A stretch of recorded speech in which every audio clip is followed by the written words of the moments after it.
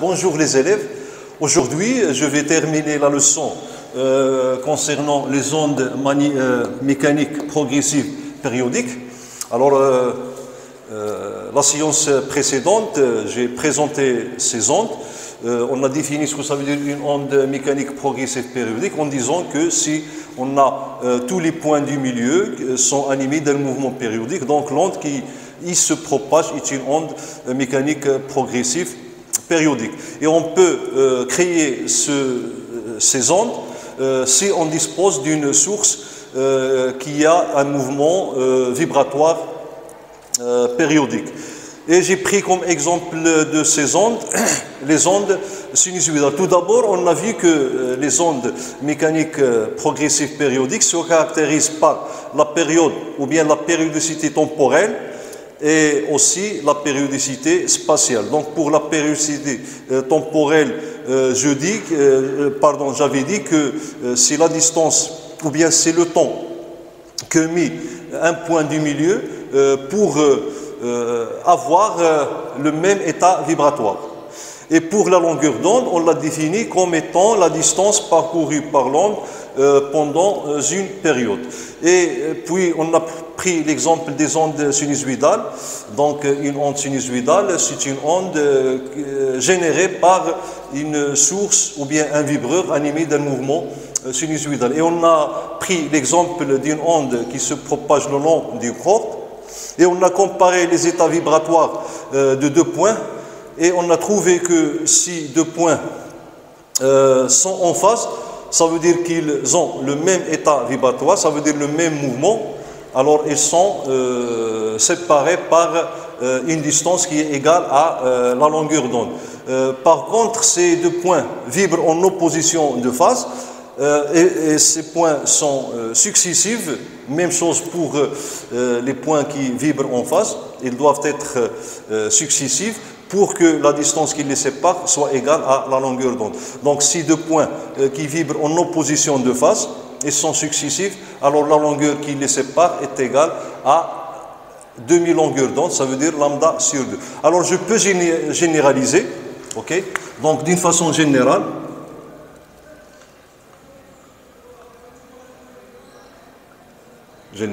alors supposons que ici j'ai la source S, la source de l'onde, et un point M qui se trouve dans le milieu de propagation. Bon, pour savoir si M vibre en opposition de phase avec S ou bien vibre en phase avec S, donc je dois mesurer la distance SM. Si toutefois la distance SM, donc soit un point M du milieu de propagation. S est la source de l'onde. Donc j'ai dit que si la distance SM est égale à un multiple entier de la longueur d'onde, donc K fois lambda, avec K un entier naturel différent de 0, ça veut dire K appartient à n étoile. Dans ce cas, M et S sont en phase. Ou bien ils vibrent en phase, ou bien ont le même état vibratoire. Dans le deuxième cas, si SM est un multiple demi-entier de lambda, ok, ou bien est un multiple impair de lambda sur 2, alors M et S vibrent en opposition de phase, ou bien, voilà, donc vibrent en opposition, ça veut dire qu'ils n'ont pas le même état vibratoire, mais leurs mouvements ont deux sens opposés. Ça veut dire chaque fois que l'élongation d'un point augmente, l'élongation de l'autre point diminue, okay, de la source par exemple diminue, de M augmente, mais le point M, lorsqu'il atteint l'élongation maximale, la source atteint l'élongation minimale. Et ils s'annulent en même temps. Puis, la source atteint l'élongation maximale et le point M atteint l'élongation minimale en même temps. C'est le sens, ou bien la signification de deux points vibrent en opposition de phase. Donc, si SM égale à, j'ai dit, un multiple entier impair, donc 2K plus 1, multiplié par lambda sur 2. Cette fois-ci, K appartient à N parce qu'il peut être nul. Okay. Dans ce cas,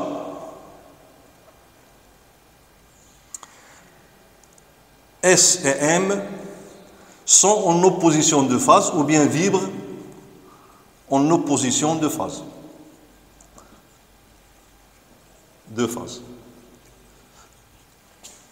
Bon, je peux factoriser par 2 ici, ok, puis simplifier par 2 et j'obtiens, donc si je factorise par 2, j'obtiens K plus 1 demi fois lambda. Alors ici, la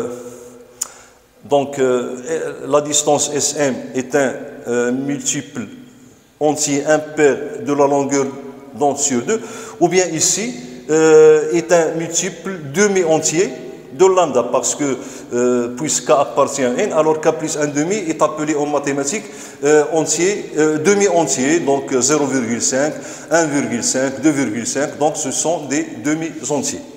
Donc, d'une façon générale, et on utilise ces deux relations pour déterminer le nombre de points, okay, d'un milieu qui vibre soit en phase avec le point M, si on part de cette égalité, ou bien il vibre en opposition de phase si on part de cette égalité.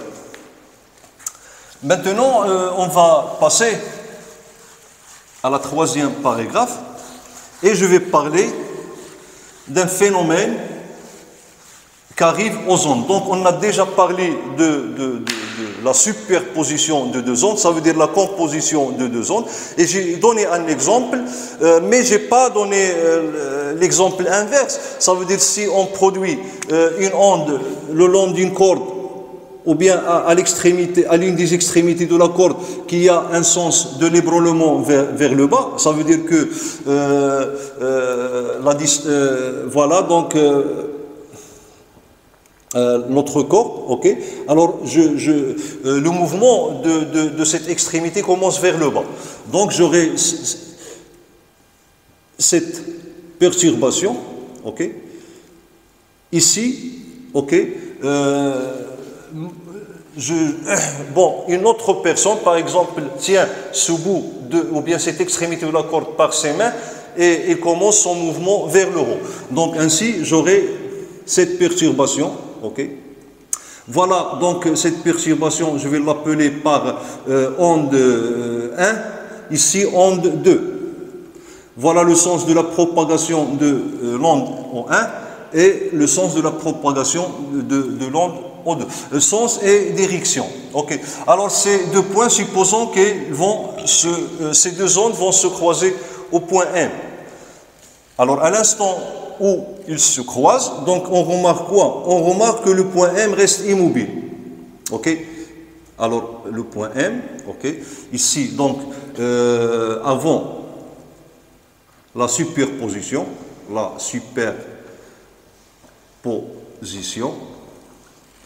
ici, lors de la superposition. Donc ici, le point M reste immobile, même si on a la composition de deux ondes en 1 plus O2. Ça veut dire que, donc tout en supposant que les deux ondes ont la même élongation, ou bien la même amplitude, pardon, c'est pas élongation, mais amplitude. Ici, on a l'amplitude A, et ici, on a l'amplitude B. Pardon, A. Ça veut dire même amplitude. Dans ce cas, lorsqu'ils ont même amplitude, le point M ne bouge plus, ça veut dire ne sera plus en mouvement, puisque l'effet de l'onde en 1 a compensé l'effet de l'onde O2. Après superposition, donc après superposition, chaque onde continue sa propagation sans changer ni sa direction de propagation et son sens de propagation, ni changer sa vitesse de propagation. Et on aura donc, voilà, ici donc l'onde O1, ici l'onde O2. Alors ici on remarque que mouvement plus mouvement égale à repos. Et ce phénomène de superposition donc arrive à tous les ondes, que ce soit ondes mécaniques ou bien ondes électromagnétiques. Donc à condition, comme j'ai dit au cours de la séance, au cours de la leçon précédente, que les deux ondes doivent avoir la même fréquence, ok? Ça veut dire qu'ils doivent être émises par deux sources cohérentes. Et je rappelle que la fréquence, donc on la note soit nu, ok, ou bien n, ok, ou bien f, ça dépend. Donc pour les ondes mécaniques, en général on les note la fréquence des ondes mécaniques par n en nu, tandis que pour les ondes électromagnétiques, leur fréquence, on la note par f, puisque les ondes électromagnétiques ont une fréquence très très grande en comparaison aux fréquences des ondes magnétiques. Donc égale à 1 sur t. Maintenant, je vais parler d'un autre phénomène que peut arriver aux ondes, et ce phénomène est appelé diffraction. Alors, on va comprendre ce que ça veut dire diffraction. En arabe, on dit huyud.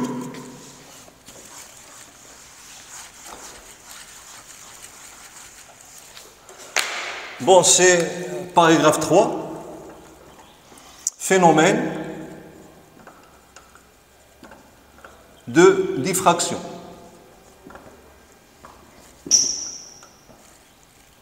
Alors pour introduire comme introduction à ce phénomène, alors je vais donner l'exemple des ondes mécaniques qui se propagent à la surface de l'eau. Donc en laboratoire, vous allez faire une expérience, vous allez vous disposer d'une cuve à ondes et à sa surface, on met de l'eau et on crée une onde. On peut créer une onde circulaire, ok, à l'aide d'un petit tuyau qui éjecte de l'air, ou bien on peut créer une onde rectiligne. Alors je vais représenter cette onde rectiligne par des lignes de l'onde. Alors qu'est-ce que ça veut dire ligne d'onde? Ligne d'onde, c'est la ligne à laquelle appartiennent tous les points qui sont en phase, qui ont le même état vibratoire. Okay. Donc la ligne qui regroupe ou bien qui passe par tous les points qui ont le même état vibratoire est dite ligne d'onde. Okay. Alors puisqu'il s'agit d'une onde rectiligne, donc les lignes d'onde sont des droites. Voilà.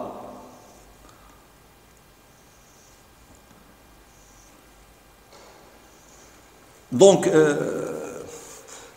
puisque ces points, ok, sont en phase, ok, et même chose pour tous les points qui appartiennent à la ligne sont en phase, et les points qui appartiennent à cette ligne et à celle-là, même à celle-là et à celle-là, vibrent en phase. Ça veut dire qu'ils ont le même mouvement. Donc, ils sont séparés par la longueur d'onde lambda. Lambda.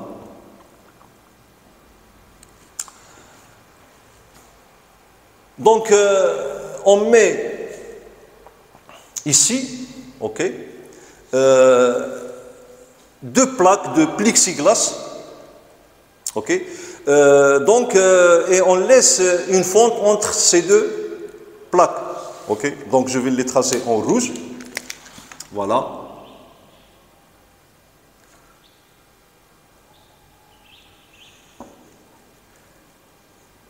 Alors, cette fente, sa distance, ok, dans un premier temps, on suppose que la distance qui sépare ces deux plaques en plexiglas.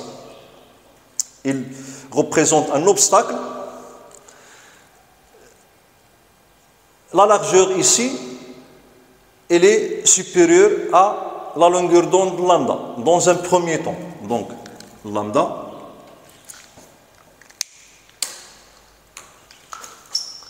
Voilà. Cette largeur, que je vais appeler petit l, est supérieure à lambda. Alors, qu'est-ce qu'on va voir? On va voir que l'onde passe, par cet obstacle, mais il ne change pas de structure. Ça veut dire qu'il reste rectiligne. Alors ici, j'ai une onde rectiligne.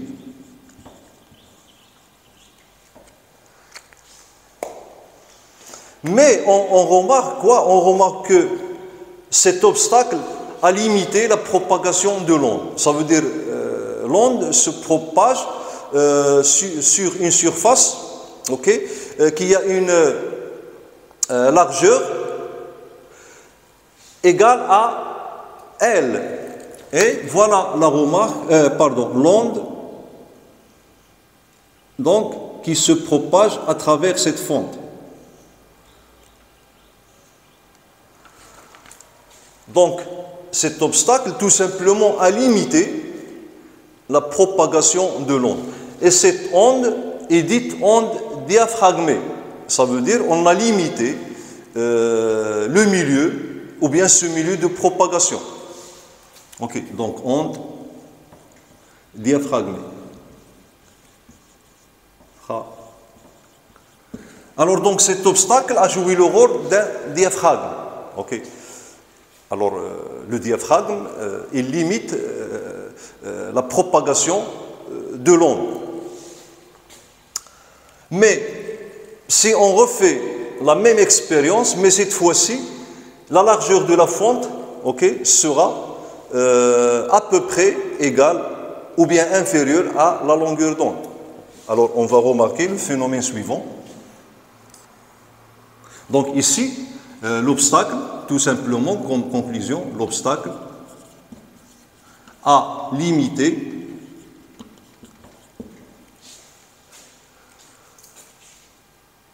la propagation de l'onde. Alors, il se propage sur une largeur qui est égale à la largeur de la fente.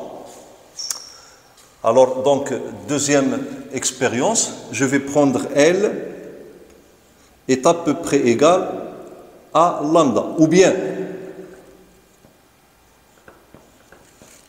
inférieur ou à peu près égal à la longueur d'onde lambda. Alors, dans ce cas, le phénomène qu'on va observer, donc toujours on a ces lignes d'onde, la distance qui les sépare c'est lambda. Ici j'ai l'obstacle,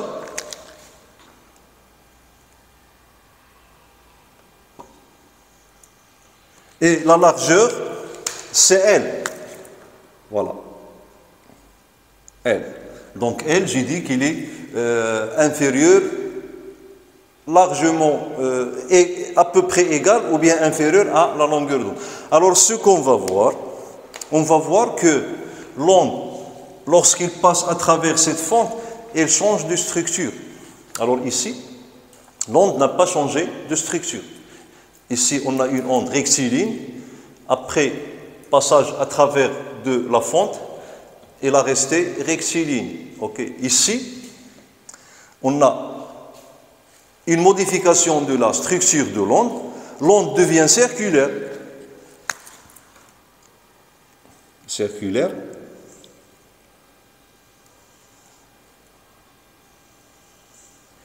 Qui se propage dans tous les sens disponibles sur la surface de l'eau. Alors, donc, comment réagit cette fonte, donc elle réagit comme une source secondaire de l'onde, alors qui crée une onde qui a une structure différente de celle-là, okay, et qui fait propager l'onde dans toutes les directions. Okay. Alors ici on a onde circulaire, n'est pas diaphragmée, ça veut dire le milieu de propagation n'est pas limité, onde circulaire qui se propage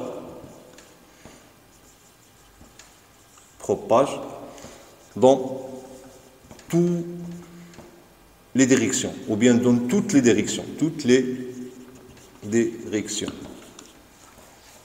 Donc, si on compare cette onde avec celle-là, alors cette onde n'a pas changé de structure, tandis que cette onde, sa structure s'est modifiée en comparaison avec celle-là, parce qu'ici on a une onde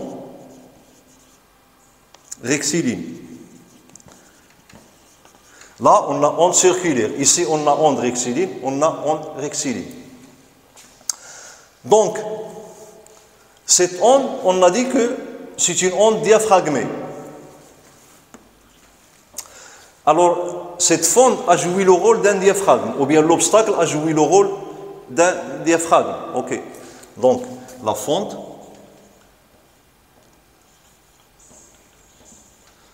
a le rôle de diaphragme.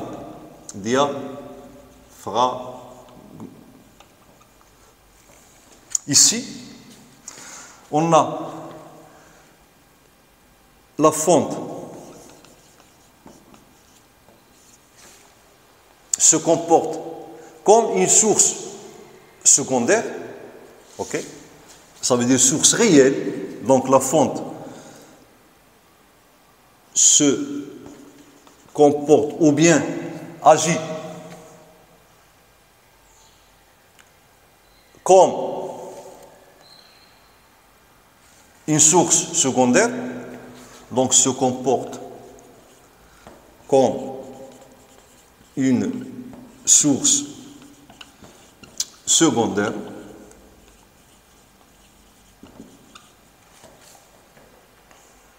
Ça veut dire qu'il a généré une onde circulaire qui se propage dans toutes les directions, se comporte comme une source secondaire qui a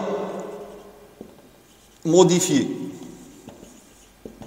la structure de l'onde, ça veut dire l'onde était, avant de traverser le diaphragme, était rectiligne, puis il est devenu onde circulaire. Donc il a modifié la structure de l'onde. Ok. Alors cette onde, on l'appelle onde rectiligne incidente. Ok. De l'onde incidente.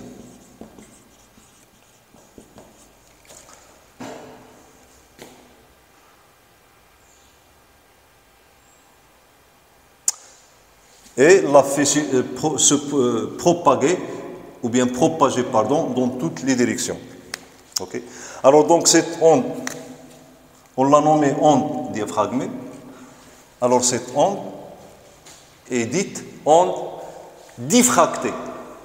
Et on parle de la diffraction de l'onde. Donc c'est un phénomène qui arrive, ou bien que toutes les ondes peuvent subir ce phénomène de diffraction. Ok. Alors, donc, l'onde incidente a subi une diffraction.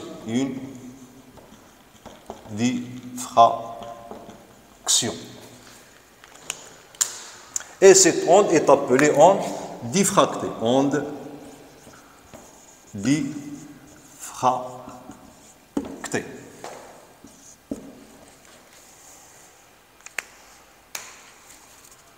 Bon, donc en résumé,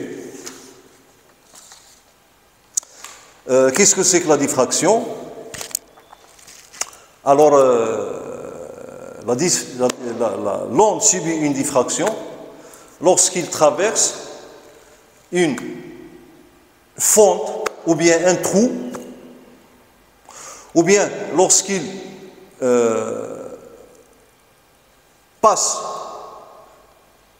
ou bien tombe en contact avec l'extrémité d'un obstacle.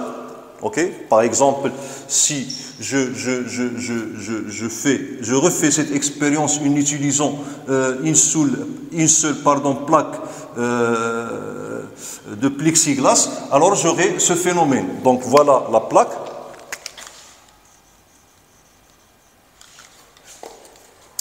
Donc, lorsque l'onde arrive au niveau de cette extrémité, ok, donc on voit que cette extrémité se comporte comme une source secondaire. Ça veut dire, à cette extrémité elle seule, elle se comporte comme une source d'onde qui la propage dans toutes les directions. Donc je répète que chaque fois que l'onde passe par l'extrémité d'un obstacle, ou bien par un trou, okay, ou bien une fente de largeur qui est égale, donc le trou ou bien la fente, leur largeur est à peu près égale à la longueur d'onde. Dans ce cas, l'onde subit une diffraction. Alors il peut, c'est pas toujours, parce que si j'ai ici une onde circulaire, ok, onde circulaire, alors ici j'obtiens l'onde circulaire, ça veut dire que sa structure ne change plus. Donc la diffraction peut changer la structure de l'onde, mais ce qui reste inchangé, c'est la longueur d'onde. Ok, ici on a même lambda. Alors ici on a la même longueur d'onde. Donc la longueur d'onde reste inchangée et la vitesse de propagation. Donc ces deux grandeurs ne changent plus. D'accord? Alors voilà pour les expériences que vous pouvez voir en classe.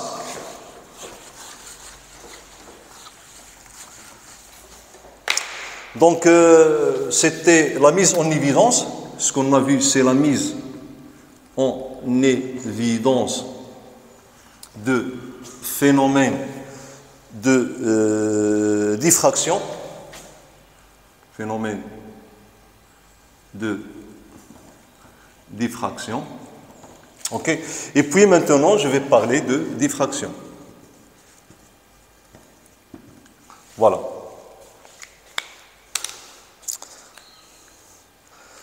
Alors,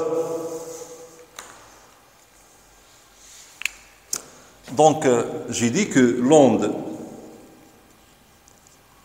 de longueur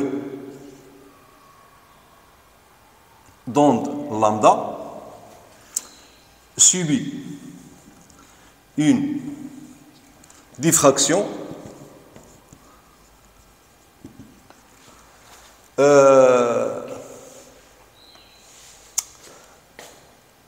à l'extrémité d'un obstacle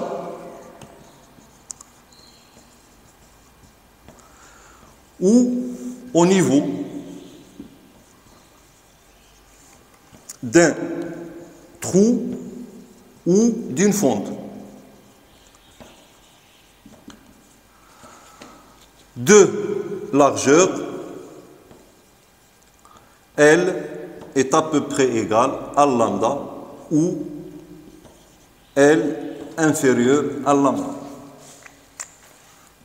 Voilà, premier tiré. Deuxième tiré, l'onde diffractée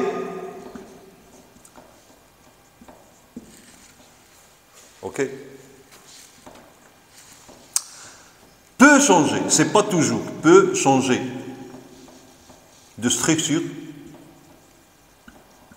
Ça veut dire, on a vu que dans un premier temps, c'est l'onde est rectiligne.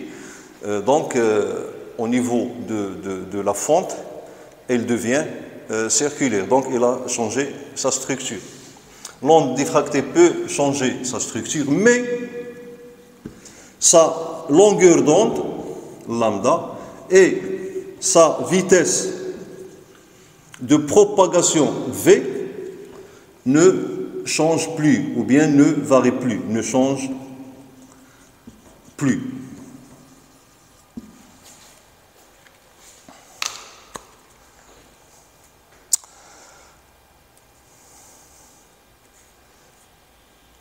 Ok, donc ce sont les propriétés de l'onde diffractée. Bon, pour terminer cette leçon, donc on va parler d'un milieu dispersif, ok, pour les ondes. Donc pour clôturer cette leçon.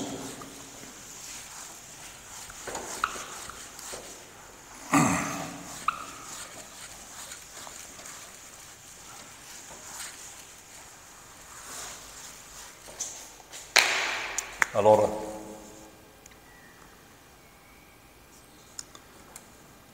milieu dispersif. Alors, qu'est-ce qu'on entend par milieu dispersif? Ok, donc c'est la définition du milieu dispersif. Ok, donc un milieu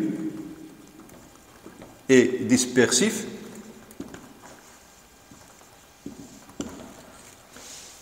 quand il est dispersif, tout simplement si la vitesse de propagation de l'onde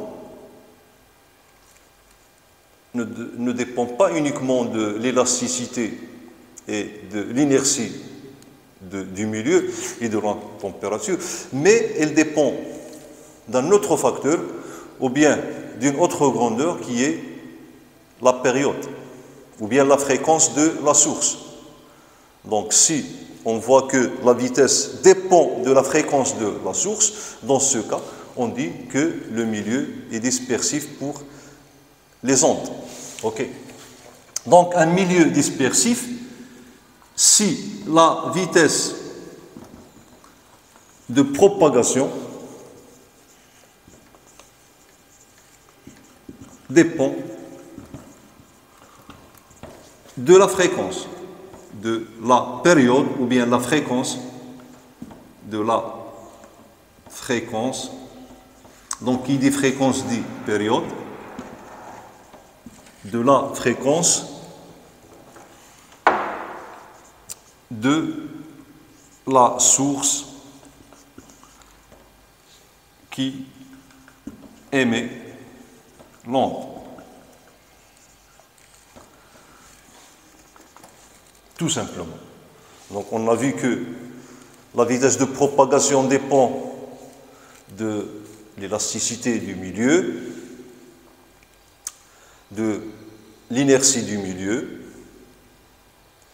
et de la température.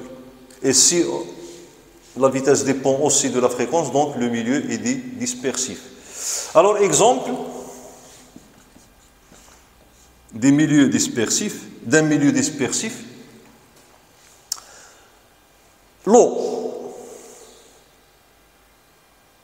Ok, donc l'eau, ou bien l'onde qui se propage à la surface de l'eau, sa vitesse ne dépend pas uniquement de l'inertie et de l'élasticité de l'eau, mais elle dépend aussi de la fréquence de la source. Dans ce cas, l'onde ou bien l'eau est un milieu dispersif. L'eau est un milieu dispersif. Est un milieu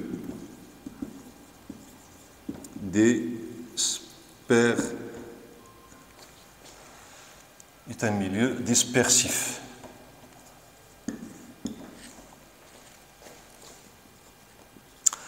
On a vu les grandeurs ou bien l'expression de la vitesse d'une onde le long de la corde. Donc, le long de la corde, la vitesse s'écrit. Donc je rappelle sa formule, on a V, on a égal à la racine carrée de la tension de la corde divisée par la masse linéique ou bien la masse linéaire. Alors dans cette expression, donc ici c'est la tension, c'est pas la période, attention, c'est la tension. Okay. Donc dans cette expression de la vitesse, la grandeur, période ou bien fréquence n'apparaît plus. Donc la corde est un milieu non dispersif de l'onde. Ça veut dire quelle que soit la fréquence du vibreur qui produit l'onde le long de la corde, la vitesse reste la même. Elle dépend uniquement de l'élasticité et de l'inertie. Donc la corde est aussi à température constante. Les ondes sonores se propagent à la même vitesse dans un milieu donné. Par exemple, si on prend l'air à température ambiante, donc qui est voisinage de 20 degrés Celsius, et à pression normale, à peu près égale à 1 atmosphère, le son se propage à la vitesse de 340 mètres par seconde. Okay? Quelle que soit la fréquence. Okay? Donc moi, lorsque je parle, j'émets plusieurs fréquences. Ça veut dire mon son est composé de plusieurs fréquences, ou bien les vibrations de mon son sont émises dans une gamme de fréquences qui est égale à 20 jusqu'à 20 Hz jusqu'à 20 kHz. Mais le son se propage à la même vitesse. Ça veut dire les différentes gammes de fréquences que j'ai émises arrivent à la même vitesse aux oreilles de l'auditeur. Donc l'air n'est pas un milieu dispersif pour les ondes sonores. Okay. Alors la corde, l'air, ok, donc la corde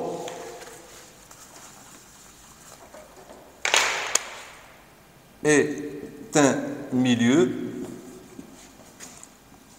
non dispersif pour les ondes mécaniques. L'air à température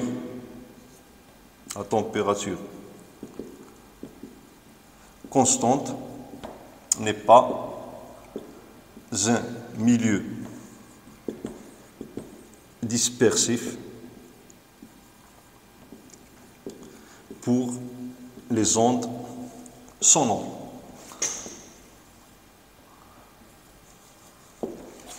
Et voilà, donc, ainsi s'achève notre leçon ondes mécaniques progressives périodiques. Alors donc, si vous avez des remarques ou bien des suggestions, n'hésitez pas à les laisser dans des commentaires. Et si vous aimez le contenu, vous pouvez donc le partager, ce vidéo, avec vos collègues, élèves, et vous abonner pour que chaque fois que j'enregistre une vidéo, il vous arrive tout de suite. Et merci pour votre attention.